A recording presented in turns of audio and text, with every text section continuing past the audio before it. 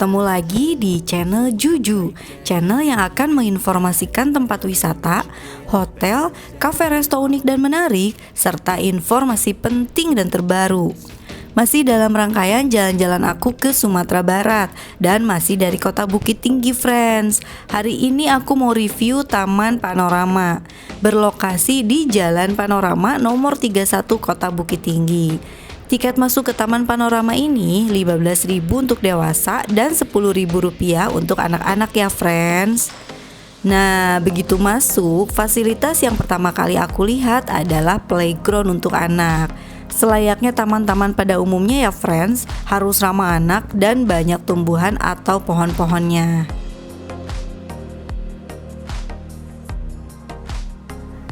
Kemudian di sini juga aku lihat ada petunjuk arahnya. Di atasnya ada tulisan Wonderful Indonesia. Nah, berarti Taman Panorama ini masuk ke dalam salah satu tempat yang menjadi tempat indah di Indonesia ya, friends. Kalau lihat ke bawah ada tangga yang cukup lumayan panjang, ini menuju ke arah Lobang Jepang. Nah, inilah keunikan Taman Panorama ini, friends. Bukan sekedar taman biasa, tapi di panorama ini kita bisa melihat bukit-bukit indah yang menjadi ciri khas kota Bukit Tinggi.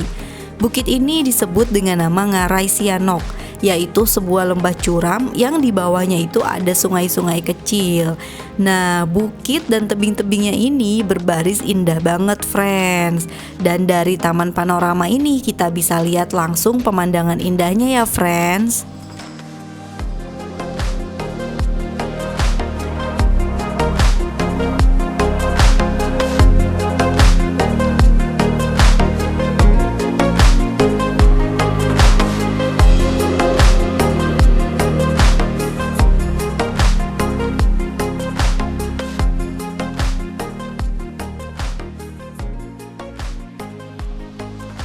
Selain itu di Taman Panorama ini ada wisata edukasi dan sejarahnya dari Lobang Jepang.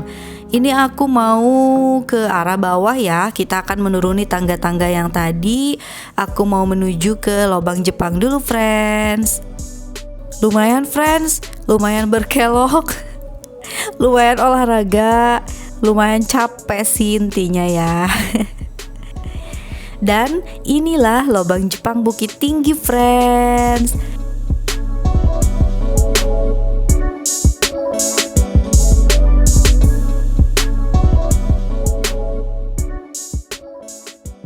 Di sini juga terpampang denah lokasi dari Lobang Jepangnya ya.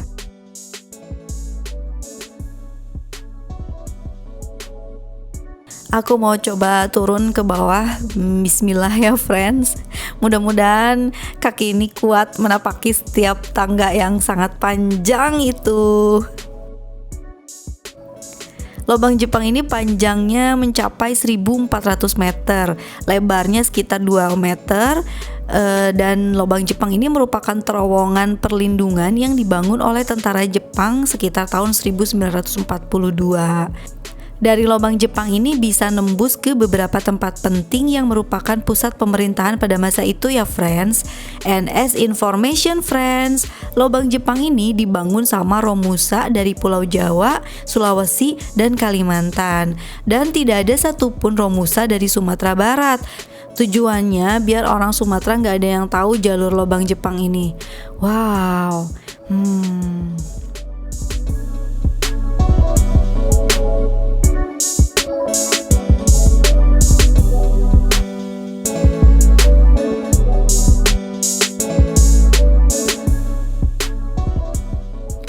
Ya Allah, ini capek banget turunnya, friends. Ternyata tangganya ini panjang banget, friends. Turun aja udah kayak gini, gimana naiknya nanti ya? Udah kayak siput banget aku, friends. Aduh. Akhirnya aku sampai juga di bawah, friends. Hore, I did it. Dan ternyata di dalam Lobang Jepang ini gak segelap perkiraanku ya, friends. Di sini banyak banget penerangannya atau lampu-lampunya. Kalau udaranya sih dingin lembab gitu ya. Ya namanya juga di dalam gua.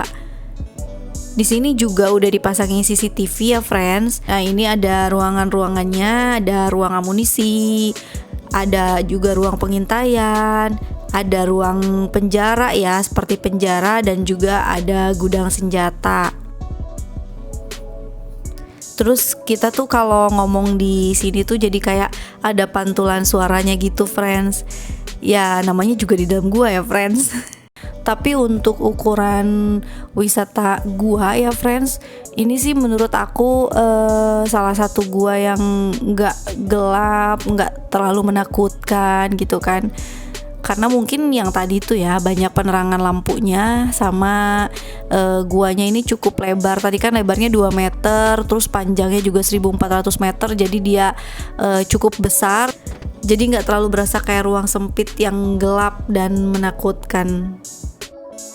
Friends, aku nggak lanjut terusin explore lobang Jepang ini sampai ke ujung-ujungnya ya. Soalnya kayak udah berasa ngap gitu udaranya.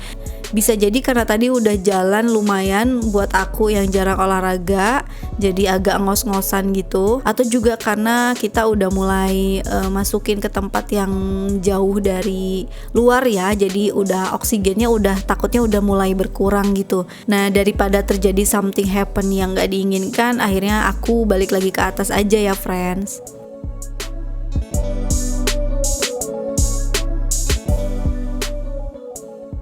Dan seperti yang udah aku duga, seperti yang udah aku prediksi, perjalanan ke atas itu effort banget friends.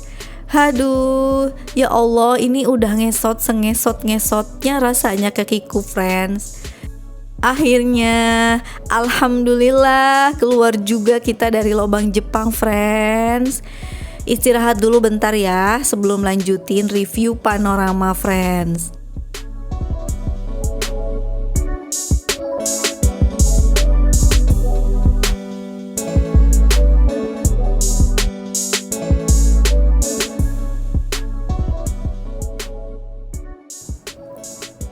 Emang waktu terbaiknya ke Taman Panorama ini kalau nggak pagi, sore hari ya friends.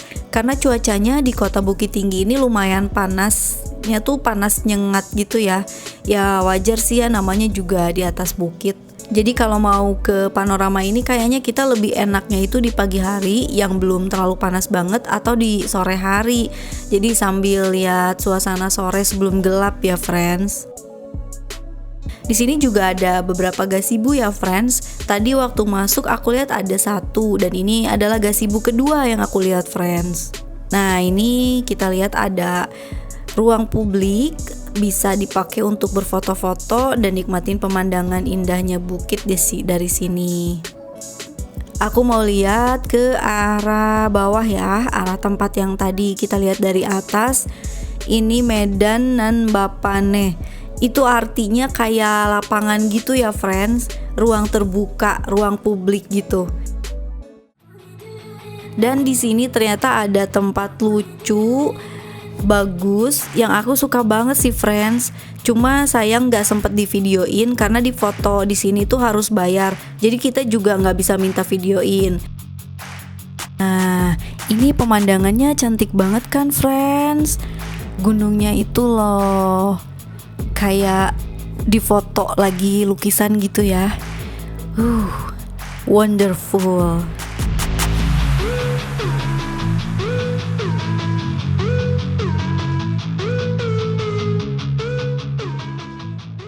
Panorama Ngarai Sianok ini pokoknya menurut aku sejauh mata memandang banget deh. Sekelilingnya itu memanjakan mata dan bikin aku ngerasa bersyukur banget bisa kesini. Wonderful Indonesia pokoknya.